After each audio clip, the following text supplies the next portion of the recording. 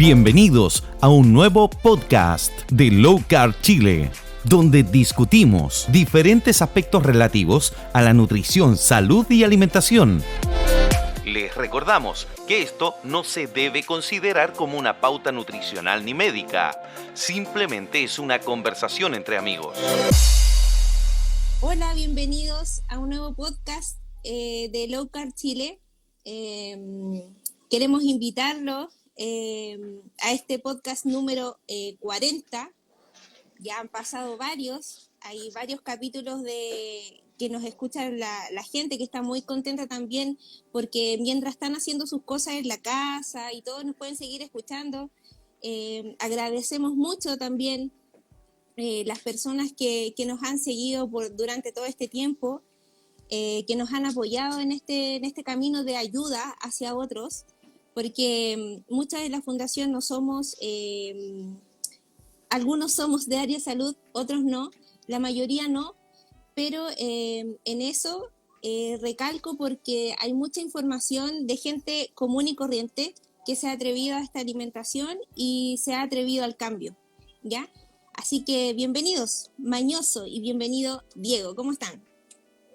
Hola. Hola. Súper.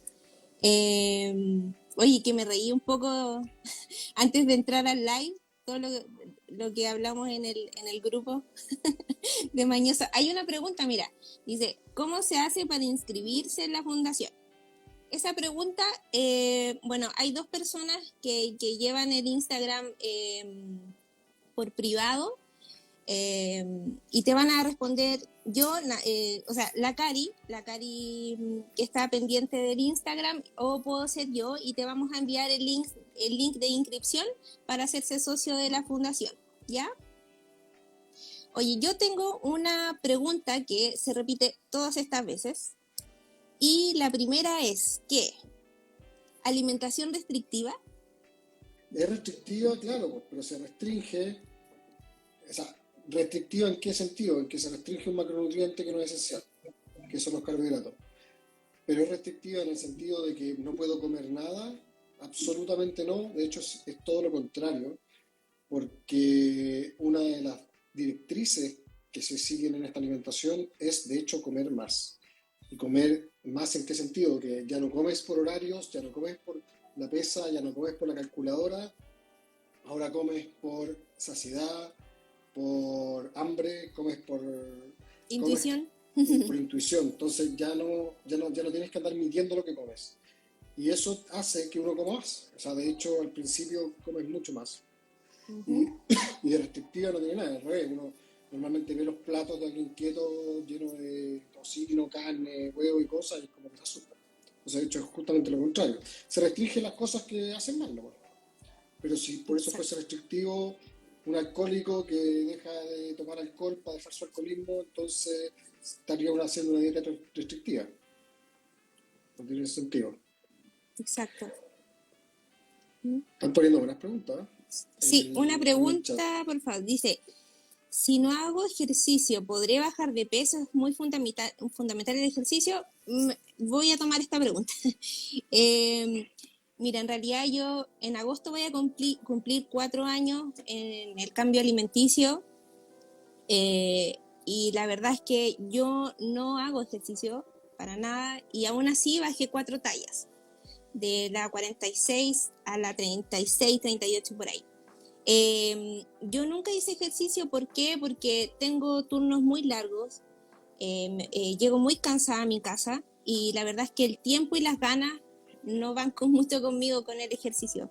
Sé que es muy bueno, sé que tu mente se desestresa muchísimo con el ejercicio, que obviamente sí te ayuda, pero la baja de peso no va solamente con el ejercicio. O sea, Diego, no sé si me podéis ayudar, pero creo que es como un 80% el cambio alimenticio y un 20% el ejercicio, una cosa así, ¿no? Y nada, te puedes sentar en el sillón, da lo mismo. El ejercicio es para otra cosa, el ejercicio es súper bueno para mover el metabolismo, para hacer masa muscular. La masa muscular es fundamental para todo el tema pulmonar. O sea, quien llega a una edad adulta a la persona con masa muscular tiene mucho más sobrevida que una persona que no llega con masa muscular. Sí, claro. Y a mayor masa muscular tienes mayor gasto basal también de energía.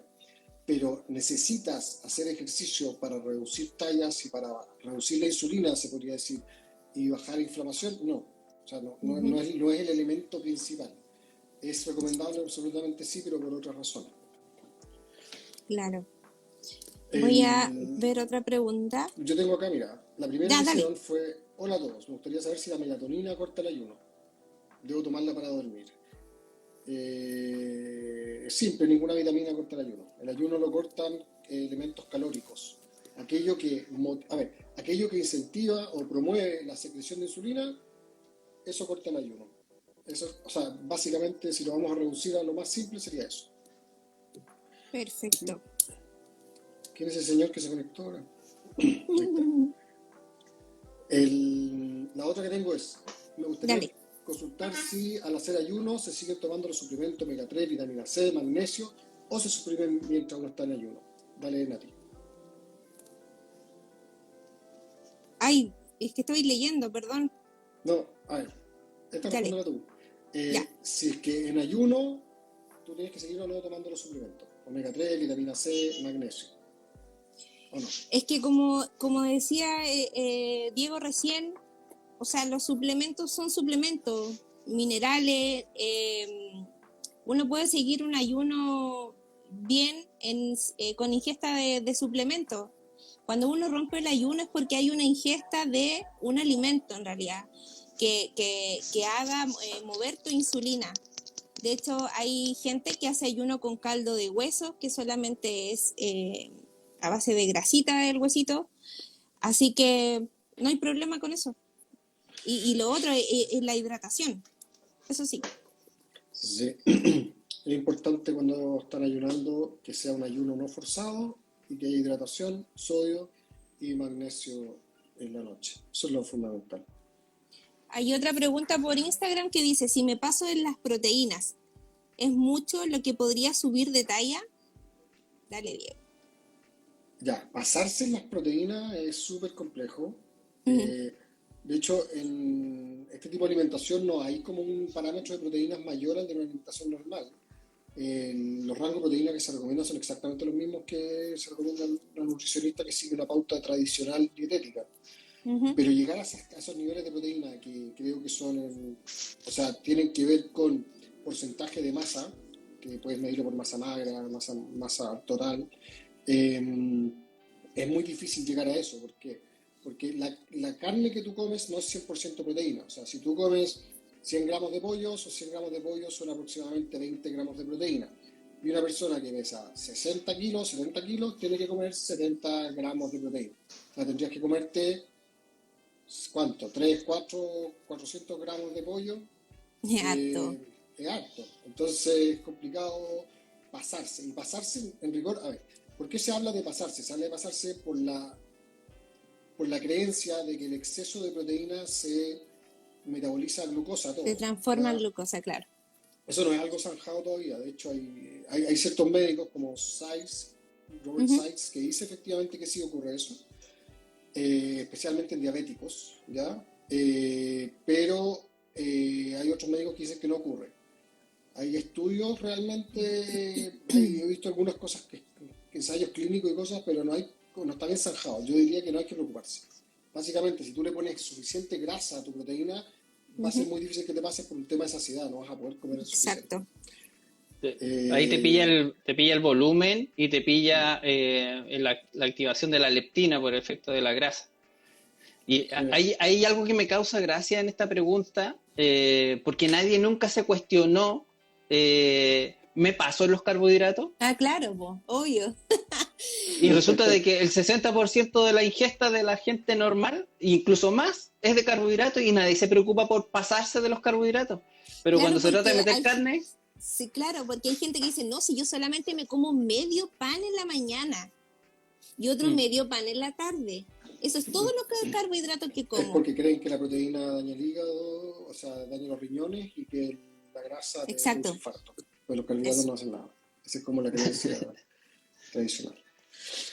Hay otra pregunta que anoté, chiquillos, pero hay muchos que pesan la comida. ¿Con qué fin? Eso es un fin de... Así es bien simple la respuesta, tiene que ver con un tema de que la alimentación keto, o sea, en rigor, cuando se hace al inicio, no puedes pasarte de 20 a 30 gramos de carbohidratos. Entonces, para poder medir aquello, como uno no sabe bien leer etiqueta, no sabe qué comidas tienen carbohidratos o no tienen carbohidratos, hay ciertas aplicaciones de macros y calculadoras que después no las necesitas en realidad. Tú sabes qué puedes comer y qué no puedes comer. Pero al principio se usa, no es requisito, no es necesario. Las personas que están en Telegram en nuestro grupo no las necesitan porque mandan sus platos y uno le dice las arvejas no, esto sí. Entonces es más simple, pero si lo necesitan pueden probarlo. Yo encuentro que es una lata, súper fome estar anotando lo que uno coma. Sí, ¿no? Y como esclavizante, uno está pendiente de números en vez de saciarse, así que no. Hola, el plátano verde se puede comer en low carb. Gracias por el live. Gracias a ti por conectarte, Nikki. No. O sea, en verdad, tú puedes comer lo que quieras, pero nosotros en esta alimentación no comemos plátano porque sea verde, amarillo, rojo, morado. El plátano activa la insulina, sube la glicemia. Se han hecho estudios de eso, hay experimentos también de eso. Así que es una fruta altísima en carbos. Ahí está el mito del plátano verde, no, pero en rigor el plátano verde se come frito, ¿ya? Se come cocido, frito, es una fruta tropical. Y por dos lógicas. Uno, si vamos a ceñirnos a lo que tenemos que comer naturalmente, el plátano no es un alimento chileno, por ejemplo, no es un alimento de estación permanente. Entonces, claro, tampoco tiene mucho que ver con con una comida autóctona, y efectivamente es una fruta, y una fruta sí afecta la glicemia, ustedes pueden probarlo, sea verde o amarillo, se pueden pinchar el dedo con un glucómetro y medir si les afecta o no. Y lo van a ver por ustedes mismos. Claro, ella dice low carb. Mira, ¿qué significa low carb? Low carb significa bajo en carbohidratos. Si tú sigas una alimentación de 400 gramos de carbohidratos y ahora comes 300, ya estás haciendo algo low carb en relación a lo que hacías antes. ¿Ya? Lo que sí tiene parámetros bien objetivos es keto, que sí sabemos que es lograr cetosis con cierta cantidad de carbohidratos. Low carb, hay alimentación low carb de 100 gramos de carbohidratos, 90, claro, ahí puedes meter fruta y todo eso, pero keto no es. Y eso depende ahí de quién, el profesional que guía a la persona, no sé, de repente una persona deportista, una persona que no tenga problemas metabólicos podrá comer más carbohidratos. Y eso ya o de los objetivos propios también. Claro, pero keto no es. O sea, a mí me caga cuando le dicen keto a cosas que no son keto. O sea, vegano es planta. O sea, tú no eres vegano si comes carne. Aunque sea una carne. No.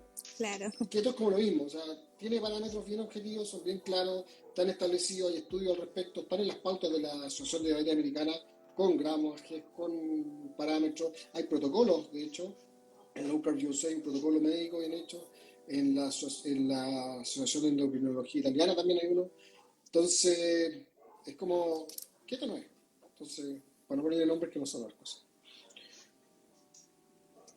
Dice, buena pregunta esto, ¿cómo aumentar la cantidad de grasa? Es decir, alimentos que tengan en mayor cantidad. Maño, ¿estás por ahí? Mañoso es seco para esto. No, por favor, no repite la pregunta. Repite la pregunta. Aquí va, escucha. ¿Cómo aumentar la cantidad de grasa? Es decir, alimentos que lo tengan en mayor cantidad. ¿Cómo aumentamos la cantidad de grasa en nuestros platos, por ejemplo? Bueno, hay grasas adicionales que uno le mete a la comida, ¿no? La mayonesa, el aceite de oliva, el uso de la mantequilla, pero de repente es más fácil, hay que elegir los productos que traen más grasa de por sí. Por ejemplo, el cerdo casi cualquier corte, el lomo de repente no es tan grasoso, pero casi todos los otros cortes traen mucha grasa. Y lo que yo hago mucho y que pregono mucho a través de la cuenta de Instagram es utilizar los jugos que te quedan en las ollas. Cuando tú cocinas, sobre todo en las cocciones lentas, ahí te sale mucho jugo y tú empiezas a cocinar con eso y ya naturalmente la comida va con grasas. Oye, la gente le tiene un poco de susto a esa grasa que queda en la olla. No, la grasa que queda en el sartén, en la olla, como que no. Es lo más rico. Sí. Después poner la carne y tomar la olla y vaciar. Sí. Hoy día tiré algo ahí a todos lados, la tiré.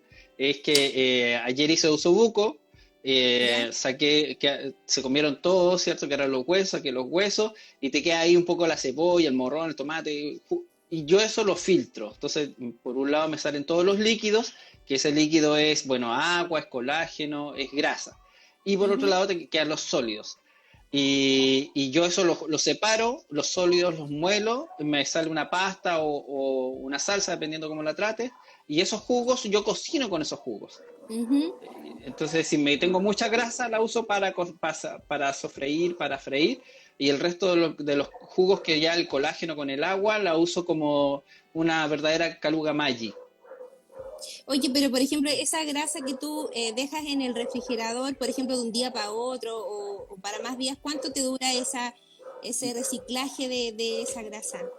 Yo lo he usado, lo que pasa es que no ahora ya no llevo un buen conteo porque es la de un día más la del otro Ah, día más ya, la del otro día, la vais entonces ocupando ya no siempre. sé, no sé cuánto tengo ahí. Ahora, ¿cuánto dura? Pucha, he tenido fácil 3 semanas grasa ahí que no la uso. Como Ah, está bueno. refrigerada y está sin sólidos, no se echa a Ujú. perder. Nunca se me ha echado a perder una. Hay otra pregunta, ¿o tú tienes otra, Diego? Tengo, a ver, Ya, tengo dale. la de, ¿qué ocurre si llevo un mes con esta alimentación y me comí 2 cucharadas de maní debido a la ansiedad? ¿Quién la quiere responder? Tú, dale. ¿Yo? Ya. Sí, sí. Ya, bueno, el maní es una legumbre, no es un fruto seco. Y tiene perdido en el supermercado hacia adentro y frutos secos, la sección de frutos secos y el 90% es maní. Y, y si tú tienes ansiedad es porque tienes hambre. Y si tienes hambre es porque has comido mal. O sea, en rigor hay que tratar de no tener, no pasar ansiedad. Para no pasar ansiedad hay que tomar los electrolitos y comer suficiente. Y si efectivamente pasa, no sé, de repente estáis todo el día en la calle, estáis trabajando y no tuviste tiempo y te da hambre, especialmente al principio, o ansiedad, hay muchas opciones, salame, queso, almendra, o sea, las almendras cuando son saladas me gustan porque te quita un poco más el hambre, o con agua mineral. Hay muchas Hay opciones, opciones, claro. no es necesario el maní, almendras en todos lados. Y no lo hablo que hay que comer almendras todo el día porque son inflamatorias, pero un poco, o sea, si estáis en una situación así, que a mí me pasaba, y cuando tenía que trabajar antes, tuve un tiempo de trabajar mucho en el centro, y no tenía de comer, no sé, me da un poco de hambre y comí unas almendras con agua mineral. Con sal. Que yo le diría a esa persona que para la otra, cuando le venga la ansiedad, esté al lado de la parrilla. Eso. Entonces, Que prenda el entonces, fuego. entonces, en vez de que le tire la mano y comer maní, que tire la mano y coma carne. Oye, pero es increíble cuando uno hace el cambio alimenticio. A mí también me pasaba, yo era adicta al pan, o soy todavía, no lo sé, pero ya no consumo. Pero cuando uno ya le deja de tener miedo a la grasa y empieza a incorporar grasa al plato y no le teme a esa cuestión de que me voy a infartar o voy a engordar porque estoy comiendo grasa, tengo hígado graso, o sea, me estoy metiendo más grasa. Cuando pasas esa etapa porque la superas, la grasa hace que en tu cerebro la ansiedad baje pero a un nivel mínimo. Sí. Y sobre todo para las mujeres que somos muy ansiosas, que somos súper hormonales, tenemos muchas hormonas que equilibrar, a los hombres se les hace más fácil, bastante, pero, pero a las mujeres que somos bien ansiosas, a algunas les gusta más lo dulce, otros lo salado, las harinas, en fin, cuando uno incorpora sin miedo grasa y te los comes con ganas, tu mentalidad o tu ansiedad mental, ese hambre no real, se disminuye al máximo. Sí. Bueno, lo vemos en los chats de ayuda frecuentemente al comienzo.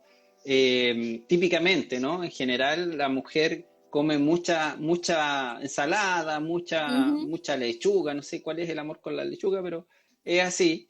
y con el paso de los días y las correcciones que les vamos haciendo, efectivamente empiezan a aumentar las proteínas, empiezan a aumentar las grasas y esas ansiedades empiezan a ir. Porque entre Claro. más, como hemos hablado, la ansiedad por un lado es falta de saciedad y por otro lado está el tema de la adicción de la cual viene saliendo. Entonces, Exacto. si le quitáis la saciedad, le quitáis la adicción, pero no metes más para suplirlo, efectivamente la ansiedad va a aparecer en cualquier instante. Y ese es el porqué de las dietas hipocalóricas que no resultan. Y de eso me agarro de una pregunta que dice, cuando uno hace una dieta hipocalórica, por lo general se pierde grasa y un porcentaje de músculo. ¿Pasa lo mismo con este tipo de régimen, Dieguito? No pasa, y de hecho eso está súper estudiado, requiere contraestudiado. Steven Finney creo que fue el primero que empezó a hacer estudios con eso, lo hizo un deportista de elite. ¿Y por qué no? Por una razón bien lógica. Esta es la analogía de Andy Fang, la del sillón, que es bastante buena para explicarlo. Cuando tu cuerpo necesita catabolizar músculo para generar glucosa, o sea, sintetizar tejidos musculares y aminoácidos para transformar glucosa, es porque no tiene otro lugar de donde sacar glucosa. Y eso ocurre en las personas que comen constantemente carbohidratos y tienen la insulina elevada. Cuando tú haces una alimentación baja en carbohidratos y aumentas la grasa, o sea, una alimentación keto, lo que ocurre con tu cuerpo es que empieza a depender de las grasas. Y las grasas que consumes pasan a ser tu fuente principal de energía. Las grasas almacenadas como las grasas que consumes. Y la oxidación de esa grasa, o sea, cuando se sintetizan esas grasas, también emana un elemento que se llama glicerol. Y el glicerol, cuando se unen dos moléculas de glicerol, tú creas una molécula de glucosa. Y tu cuerpo es capaz de obtener glucosa de las grasas. Y cuando estás adaptado, la obtienes incluso mucho más ahí que de otra fuente. Entonces, no hay un déficit de glucosa. Es cosa de ver a alguien que hace keto hace mucho tiempo. Yo llevo 5 años y te pinchas y tienes glucosa normal. ¿De dónde sale esa glucosa? No estás catabolizando músculo. De hecho, te aumenta la masa muscular. Viene de ahí. Y Andy Fang lo explica con una analogía súper interesante que tiene que ver con un sillón. Y yo vivo en una cabaña en invierno y para prepararme para el invierno corto madera en verano. Corto madera y lleno un granero de madera y tengo todo el granero lleno de madera. Ese granero de madera sería la grasa almacenada. Pero llega el invierno y en vez de usar ese granero, voy y agarro el sillón y lo quemo. No tiene ningún sentido. El sillón serían los músculos. ¿Y por qué hago eso?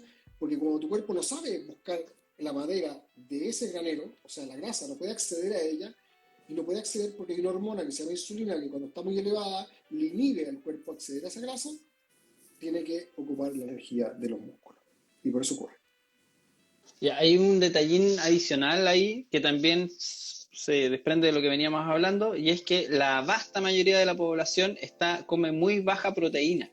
Sí. Y al meterse a keto, keto es normoproteico, es mayor la ingesta de proteína de la que venían consumiendo. Entonces, el músculo ahí se ve reforzado. Recordemos que la síntesis muscular es por la proteína que estás ingiriendo y por el estímulo.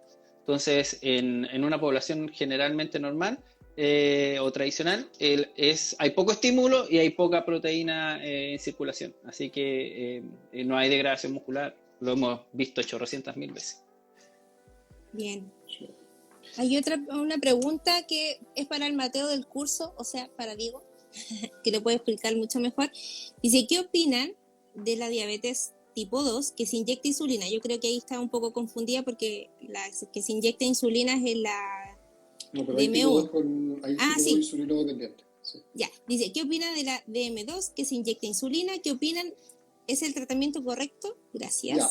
Lo primero que hay que dar un disclaimer, que aquí no damos tratamientos, ni consejos, ni nada, ni nos interesa darlo, ni nada de eso. Somos una fundación que simplemente lo único que hacemos es enseñar a las personas sobre la alimentación que ellos mismos decidieron elegir. O sea, keto, nosotros le explicamos si se hace de esta forma o no se hace de esta forma. Ahora, respondiendo en base a lo que hemos estudiado, alguien que es diabético tipo 2 quiere decir que llegó a esa condición por un mal estado de vida, o sea, por una mala condición de vida, por mala alimentación, y por eso, no es un problema genético como se cree.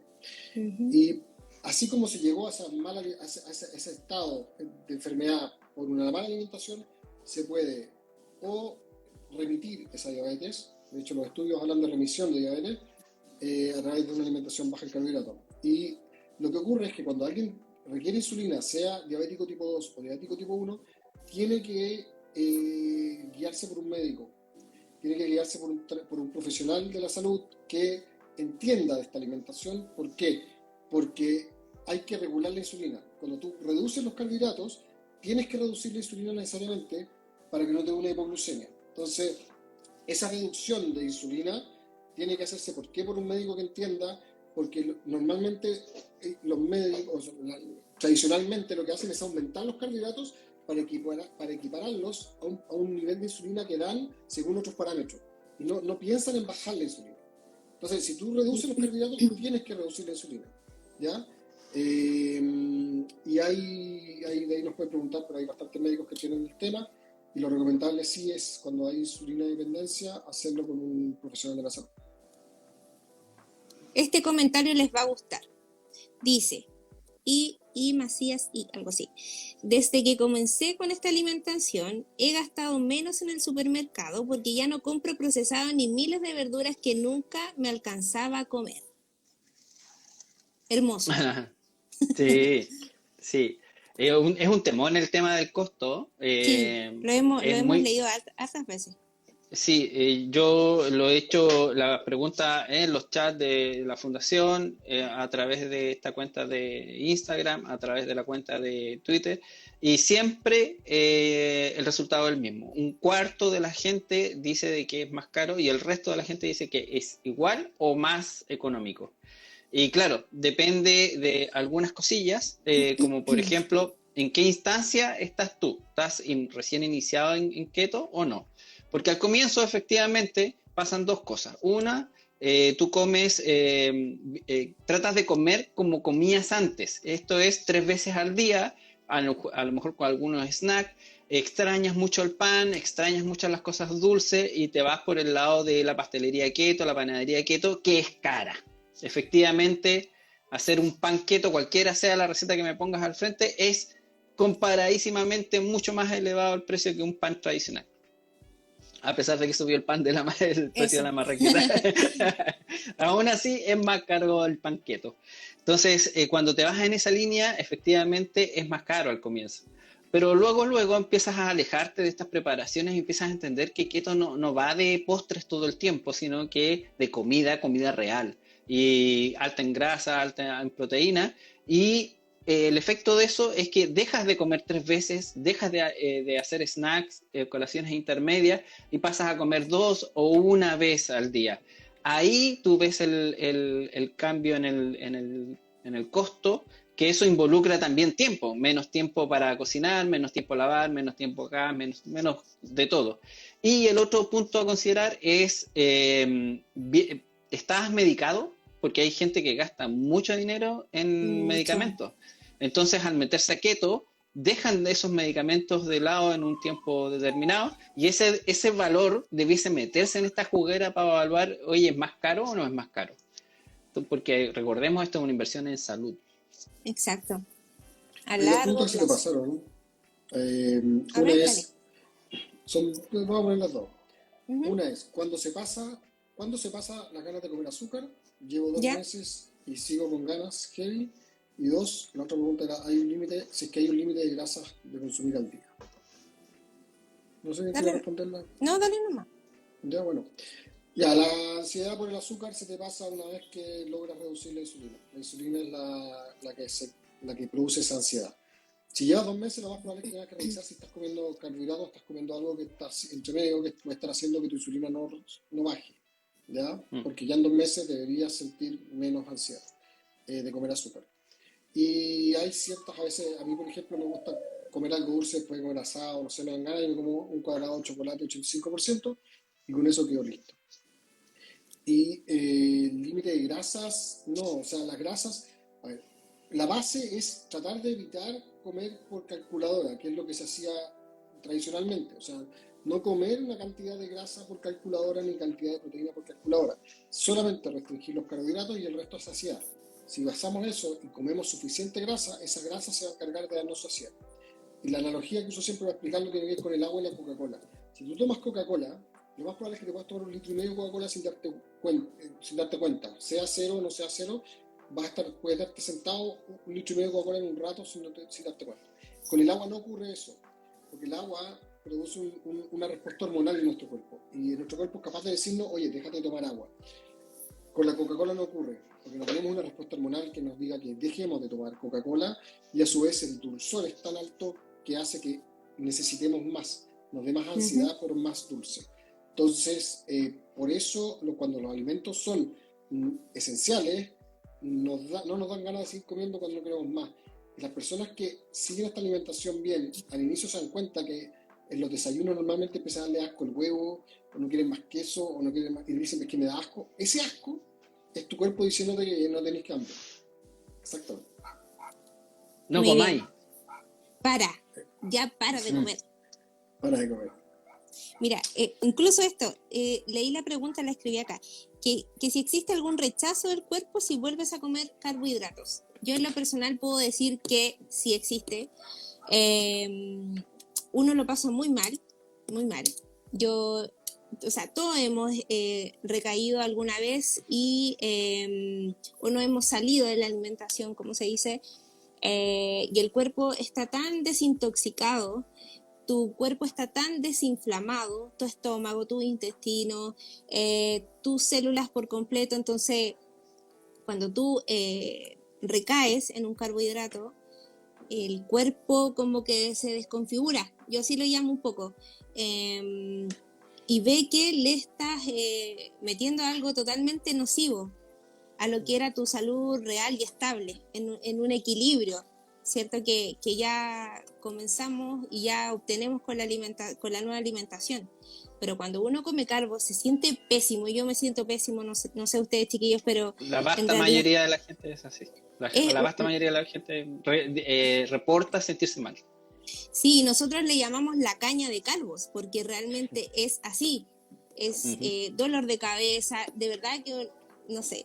Sí. Yo entiendo mucho a la gente cuando ha recaído, por supuesto, porque hay que entender que vivimos sobre la adicción, estamos como en un submundo porque está lleno de adicción por todos lados, en las cadenas de supermercado, en la esquina de la casa, todo está lleno de azúcar, más que un agua no puedes sacar de un mini market, o sea, es una cuestión atroz, pero cuando uno recae en los carbos, realmente se siente en el cuerpo y nosotros, y el mañoso también, yo lo he escuchado y lo he leído de él, que cuando la gente ha recaído y se ha sentido pésimo, ha vomitado, no sé, se ha ido por el baño, esas cosas, qué bueno que le pase, ¿cierto? Qué bueno, sí, porque es la única forma de entender. Sí, porque hay, lamentablemente, hay personas que no sienten nada, ¿ya? Yo los detesto con todo mi ser, esas personas, porque como no sienten nada, siguen. Pero eso no significa que les esté haciendo bien al cuerpo. Ojo, no, claro, una cosa es sentir efecto inmediato, y la otra es que te esté haciendo bien. Y hay de todo. Hemos escuchado de vómitos, de indigestión y qué sé yo. Bueno, en mi caso personal, yo me lleno de mocos, me salen espinillas y paso hambre 3 días seguidos. Así esa hambre. Yo le llamo hambre. ¿A ti qué te pasa? ¿A ti qué te pasa? Me pasa lo mismo que con las almendras, por ejemplo. Me gustan, pero me hinchan. Y los carbohidratos me hinchan. Me salió, sí, 5 años, obviamente me salió. Pero ¿Y te aumenta la... ¿Cómo se llama la cuestión que tenía en la cara? La dermatitis seborreica. Eso. Sí, eso. Me pongo rojo, sí, me pasa esa cuestión. Menos que antes, o sea, al principio era peor. Pero sí, me pasa todavía y por eso trato de salirme lo menos posible. Cuando me salgo con algo que realmente me gusta. O sea, yo puedo estar perfectamente en una comida, en un asado no, porque se puede comer carne, pero he estado en comida, en cóctel, en millones de cuestiones que no como nada. O sea, café y nada más, y me da exactamente lo mismo porque no me estoy saliendo con algo que me gusta, ni estoy en el momento de no sé. O sea, que valga la pena, dices tú. Exactamente, no lo hago porque, oye, es que no tenía nada más, si había una galletita, no, jamás. Esa usted no lo hago. Hay más preguntas, mira, anoté varias. Dale. Y los suplementos. ¿Por qué la persona que me orienta dice que el omega 3 y el magnesio sí o sí? Y además son caros, dice. ¿Por qué son esenciales? O sea, ¿por qué pasa con el magnesio y el omega 3? Dale. Yo ya, porque tienen dos lógicas, o sea, son los dos suplementos más importantes, además de la sal, pero eso no se cuenta porque se le pone a las comidas y todo. El omega 3 se recomienda porque es un ácido graso esencial que contrarresta otro ácido graso esencial que se llama omega 6 y que está en demasía en la alimentación industrial de hoy día. Y es muy difícil evitarlo, incluso comiendo keto. Entonces, la única forma de contrarrestarlo sería comiendo mucho pescado, pero es tan caro que no comemos ni mucho marisco ni mucho pescado. Entonces la forma es suplementando omega 3, porque ¿cuánto es el nivel idóneo de omega 3 y omega 6? Tiene que ver con un equilibrio entre ambos. Tiene que ver con que la ración entre uno y otro no sea muy elevada. Y normalmente la ración entre omega 6 y omega 3 es muy elevada. ¿Me pudieron explicar qué es el MST? Que no he terminado de entender bien qué es el MST. Ya, Maño, ¿lo puedes responder tú? Perdón. Es un tipo de grasa de cadena media. Es beneficiosa, sí es beneficiosa, pero como siempre lo he dicho, el ser humano no evolucionó con MST debajo del brazo. Evolucionamos con un sinfín de grasas. Es buena, si te lo puedes, pero es cara. Así que si te lo puedes permitir comprar, cómpralo y consúmelo. Pero no es indispensable para hacer una buena dieta keto. MST significa Medium Chain Triglycerides y se saca normalmente del aceite de coco, ¿ya? Y lo que se hacen es extraer los ácidos grasos de cadena media que se absorben como la glucosa, se podría hacer. Uno los consume y no necesitan pasar por el hígado para ser absorbidos, pero no son necesarios, o sea, no le veo utilidad a menos que sea un tratamiento de Alzheimer. Mira, Diego, esta pregunta te va a gustar.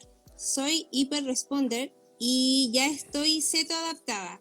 Mi LDL es de 400. Ahora migré de saturadas a monoinsaturadas, pero nos sacia igual. No, pues. A ver, súper bien. Los hiperresponders vienen de Dave Feldman. Si quieren investigar qué son aquellos que tienen el LDL muy elevado, los triglicéridos muy bajos y son normalmente personas súper fitness. Según Dave Feldman, son la clave de la salud, esas personas. Así que qué bueno que tenés suerte. Lo que pasa es que no tenéis por qué estar cambiando grasas de saturadas y saturadas. Uno tiene que comer alimentos que tengan, o sea, que sean esenciales, y normalmente las grasas esenciales son todas saturadas, más que insaturadas. Así es. O sea, yo no forzaría el cambio de grasa. Yo personalmente no lo haría. No tiene sentido, no tiene mucha razón. De hecho, tú tienes una condición que es calificada por Feldman como una condición muy exclusiva y aprovechala. O sea, los hyper-responders son los que tienen la capacidad de correr muchísimo sin cansarse, sin comer nada, tienen capacidad de hacer ejercicio, no engordan, o sea, súper bien. Mira, esta pregunta, ¿una persona con insuficiencia renal, si es que puede seguir este estilo de vida? Esta es la misma respuesta que yo tuve, familiar con insuficiencia renal, y de hecho falla renal. Acá la respuesta es la misma que el diabético tipo 2. No tienen que seguirlo con un profesional de la salud, con un médico que sepa esta alimentación, porque si no, no te va a dejar hacerla o no te va a ayudar a hacerla. Es imposible que lo haga, especialmente con alguien con insuficiencia renal. Y lo que pasa es que incluso te diría que es más drástico que alguien que es insulino dependiente. Sí, ¿Y por qué? Porque esa persona sus riñones ya no están funcionando como deberían funcionar, y por ende tiene que restringir muchos alimentos, palta, alimentos altos en potasio, incluso la cantidad de agua que toman al día. Tienen que tomar agua, dependiendo del nivel de insuficiencia renal, tienen que tomar agüita de sorbos, poquita. Entonces, así solo no. O sea, hay que hacerlo busquen profesionales, que en la fundación tenemos profesionales ahí que son amigos nuestros, que saben del tema y pueden apoyarlo. Yo lo haría 100% con un profesional de la salud que supiera, con un médico. Bien. Y cabe mencionar que ese daño renal no se produjo por comer alto en proteínas, lo más probable, porque la población toda come baja dosis de cantidad. O por la sal también. O por la sal, o por la grasa. Ese daño se produce antes. De hecho, los riñones filtran residuos, que efectivamente hay residuos de la proteína y son encargados los riñones de filtrarlo, pero ¿por qué se dañan los riñones? Si esa es su labor. No se dañan por su labor. Lo que ocurre es que se cree, haciendo una correlación causal media espuria, de que porque la persona está filtrando residuos de proteína, es que ese exceso de proteína, eso fue producido por un exceso de proteína. Y en rigor no es por eso, en rigor es porque la persona comió cosas que no debería comer, cosas con demasiada insulina y carbohidratos, que lo que producen es que producen daño en los glomérulos que filtran, que están en los riñones, y esos glomérulos se van cicatrizando, y esa cicatrización, que es irreversible, va produciendo el daño. O sea, son como pequeños capilares muy finitos. Es muy similar a lo que pasa con la diabetes, que se ve en la retina, en el ojo. Son capilares tan pequeñitos que se pueden ver ahí. Y lo que ocurre es eso, es básicamente carbohidratos. Otra pregunta, ¿y qué pasa con las verduras? ¿Hay algo que se puede hacer para comer verduras y uno no se vaya por el baño? Mañoso. Es súper mañoso. Dale. Bueno, es que, a ver, las verduras tienen fibra, ¿no? Ahí viene la fibra, y la fibra, el 90 y algo % de la fibra contenida en las plantas, no la absorbemos, la botamos. Entonces, es decir, es caca. Así que entre más plantas tú comas, más vas a ir al baño. Con todo, en keto la cantidad de plantas que comemos no es tanta, o sea, no debiese haber un problema. El problema que menciona la persona ahí, que lo hemos visto, hay algunas personas que cuando se meten a keto les genera algún grado de indigestión. Hemos visto hasta casos de 2 semanas de indigestión. Sí. En esos casos habría que hacer un ajuste en la cantidad de grasas que se ingiere en el día. Habría que analizar si es que está tomando mucha sal, si es que está tomando mucho magnesio. Hay casos, hay diferentes casos, pero no es norma. Hay otra acá que dice, ¿qué tan cierto es que después de una recaída es bueno hacer un ayuno? Entiendo por recaída comer carbohidratos. No, pues eso es como un castigo. Sí, dedito para abajo. Sí, eso no se hace. Y lo otro que recién hablábamos, que uno de los efectos de comer carbo, al menos en mi persona, es que me da más hambre. Yo Sí, las total. veces que me salió, al día siguiente tengo más hambre que de la costumbre. Entonces imposible, ¿no? Impensado ayunar. Cuando tú te llegas a salir de la alimentación, lo que tienes que hacer a los días siguientes es levantarte y dar vuelta a la página y empezar y seguir como siempre lo has hecho. Y seguir con los 5 huevos con mantequilla y con todo, porque el ayuno no es culposo, no debe ser así. Yo siempre aconsejo lo mismo. Yo no soy buena para ayunar, ayuno poco. Cuando ayuno me siento muy bien, muy libre, muy descansada, pero no, cuando yo me salió no me castigo así. Antes sí lo pensaba, antes. Cuando yo comencé con la alimentación muy solita y todo, después llegué a este mundillo con estos chiquillos buena onda, que me enseñaron varias cosas, y lo peor es hacer ayuno después de una recaída. Jamás por castigo. El ayuno se hace, es totalmente intuitivo y el cuerpo va diciendo lo que tienes que hacer. Así que no. Ahí, a ver, tenemos ya. El potasio, esta es fácil, la respondo rápido. Se puede tomar en ayuno. El potasio, por lo menos según lo que yo he estudiado, el potasio no se suplementa. O sea, no hay que estar suplementando potasio. No es necesario, se obtiene la comida nomás. Por lo menos lo aprendí cuando tuve el caso del tema renal. El potasio no es bueno suplementarlo. ¿Cómo hago la dieta cetogénica sin vesícula, Nati? Tenemos muchos miembros en la fundación, amigos, monitores, que no tienen vesícula, que se han atrevido a comenzar la alimentación, bueno, siempre aconsejándolos que cuando comienzan la alimentación hay unos desajustes por la ingesta de grasa, porque al principio sí, el cambio alimenticio te hace comer más grasa al principio, obviamente para tu saciedad, para equilibrar las hormonas y todo eso, pero no es una condición para no estar en low carb o en una dieta cetogénica. las grasas se metabolizan igual, de la misma forma.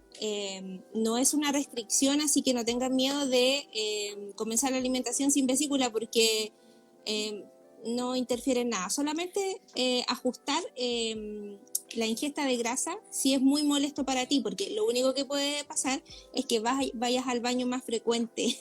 Así que no hay nada con eso. Yo tengo una pregunta que quiero que responda Mañoso. A ver. Ya. ¿En cuánto tiempo aprox el cuerpo se adapta para poder hacer cardio? ¿Ya? A un nivel avanzado. Personalmente hice al mes, tratando de llegar a mi nivel anterior, y fue un desastre. Me sentí pésimo. Y déjame contarte el contexto, porque es un amigo que él anda en bicicleta y bastante, él es seco, pero creo que se la respondáis tú, porque cuenta de tu experiencia, qué haces tú y qué onda. O sea, respondo contando mi experiencia, ¿eso? No, mira, te repito la pregunta para que la respondáis. ¿En cuánto tiempo aprox el cuerpo se adapta para poder hacer cardio a nivel avanzado? Personalmente hice cardio al mes, o sea, estuve entrenando al mes de seguir esta alimentación, tratando de llegar a su nivel anterior al mes, y fue un desastre, dice. Me sentí pésimo. Sí, bueno, hemos visto algunos casos de más de 4 meses de adaptación para poder llegar al rendimiento que tenías previamente. Y creo que la Josefina encontró un caso que se demoró más aún. Por eso es que los que son deportistas y ven ese sistema alimenticio como una opción, tienen que verlo con tiempo, en el sentido de que no les vaya a chocar con una competencia o algo por el estilo. Lo que yo hago es nadar. Y yo todo el año pasado fui a varias competencias. La primera competencia que partí fue en aguas abiertas. Hice 2000 metros y fui con 20 horas de ayuno. Así que de que se puede, se puede. Dependiendo de algunas cosas, podría ser que hay que hacer algunos ajustes, pero sí o sí tienes que pasar unos 3 o 4 meses, mentalizarte a unos 3 o 4 meses de adaptación. Cierta adaptación. Y eso significa que en esos 3 o 4 meses no vas a rendir como rendías. Exactamente. Oye, nos quedan 6 minutos. Ya, entonces tengo aquí, a ver, hagámosla rápida. Voy a cortar las preguntas acá. Entonces, chicos, ¿me pueden explicar el efecto de la subida de insulina cuando se realiza una comida? ¿Qué explicar la insulina? Ya. La insulina es una hormona que se encarga de señalizar a tus células que ingieran glucosa que hay en tu sangre. ¿Ya? O sea, la insulina es esencial. Tú no vives sin insulina. Cuando tú comes alimentos, la insulina se eleva para poder absorber la glucosa. Súper simple lo que estoy explicando. Cuando tú comes carbohidratos, como son básicamente azúcar, a más azúcar que comas, más insulina requieres para poder absorberla a través de tu célula. Y eso es lo que ocurre. Y cuando tú te haces resistente a la insulina, es que comes tanto carbohidrato y tienes tanta insulina circulante que tu cuerpo se hace resistente, deja de obedecerle a la señalización de esa insulina. Entonces requieres cada vez más insulina. Es como cuando uno toma muchos antibióticos por mucho tiempo y se hace como resistente, es como similar el efecto. Ya, vinagre de manzana, si es que es necesario o no. ¿Nati? ¿Necesario? A mí, no. Nunca he tomado. Yo me pregunto, ¿y cómo sabe esa cuestión? No tengo idea. A mí me asusta un poco la aceleración del ritmo cardíaco cuando hago keto, y eso me hace salirme. ¿Eso es normal? Sí, es normal, porque hay un proceso de desintoxicación de tu cuerpo, no estás tomando electrolitos, y lo otro, que puede haber un círculo vicioso de abstinencia en ti. Entonces te asustas, tus pulsaciones cardíacas aumentan, necesitas azúcar y la mente empieza a trabajar, tu corazón se empieza a acelerar por el síndrome de abstinencia, así que cada vez que recaigas y cada vez que te salgas y que retomes keto, te va a pasar siempre lo mismo. Así que anímate a pasar la semana, porque después de la semana el camino es hermoso. Pregunta si existe una nómina de doctores o nutricionistas keto en Chile. Nosotros en la página de la fundación tenemos una. Y tenemos un grupo y siempre van entrando médicos, nutricionistas, y vamos conversando con ellos y nos preguntan a nosotros. Tenemos varios que recomendamos. ¿Y qué es más efectivo para bajar de peso? ¿Keto o low carb? Yo, según mi visión, aquello que más reduzca tu insulina. ¿Y qué es lo que más reduce tu insulina? Keto. Low carb, porque low carb es ambiguo. Low carb es, como dije al principio, si tú comías 400 gramos de carbohidrato y comes 250, estás haciendo low carb en relación a la alimentación anterior. Pero... Y ojo que si te estás pesando y no ves avances de nada, solamente te fijas en el peso, también es una constante errada. No se pesen tanto. Eso. Yo Vaya. quería acotar en esa pregunta que yo me metí a esto estando casi en mi peso. Yo me metí a esto no por bajar de peso. Y muchos que han pasado por la fundación en los chats entienden con el paso del tiempo que es por salud. Sí. Una vez que logras salud, el peso llegará a ser el que sea, el que tenga que ser, no el que uno desea en su mente. Eso, hay muchas cosas, masa muscular, la forma de tu cuerpo, tu genética, me refiero a lo corporal, ¿cierto? Si eres muy alto, si eres muy bajito, si tienes más masa muscular, eso todo cuenta. Si estás estresado, si no estás estresado. Sí, si haces ejercicio, si no haces ejercicio, un sinfín de cosas es el peso. Si te acostás a la 1 de la mañana, si te acostás a las 10 de la noche. Si fuiste al baño, no fuiste al baño y te pesaste, también. Sí. Si la pesa está mala. También. Hay hartas preguntas, pero ya dejémoslo, sí, que se vamos acabó. A terminar. Pero sí. qué bueno que hubo esta pregunta porque podemos repetirlo. Sí, bacán.